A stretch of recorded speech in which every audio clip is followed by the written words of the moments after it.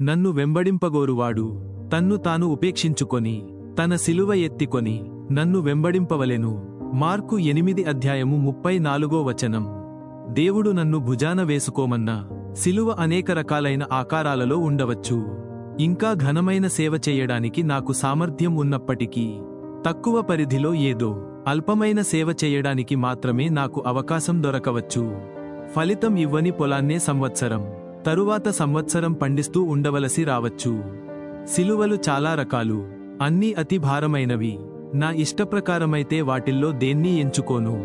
కాని నేను సిలువను ఎత్తుకుని సహనంతో సనుగుడు లేకుండా నా భుజం మీద దాన్ని మోసినప్పుడే యేసు నాకు సమీపంగా ఉంటాడు. ఆయన నన్ను సమీపించి నా జ్ఞానాన్ని పరిపక్వం చేసి నాలో శాంతిని నింపి నా ధైర్యాన్ని పెంచి కష్టమైన నిష్ఠూరమైన నాలోని శక్తి ఇతరులకు ఉపయోగపడేలా చేస్తాడు. నీ సిలువ నీ చేతికర్రగా ఉపయోగపడేలా చేసుకో. నిన్ను భారంతో నేలకు అణగద్రొక్కే బరువుగా కాదు. సంతోషంగా నీ సిలువను మోసావంటే నిరాశ, నిస్పృహల నుండి నీ తోటివారిని విడిపించగలవు.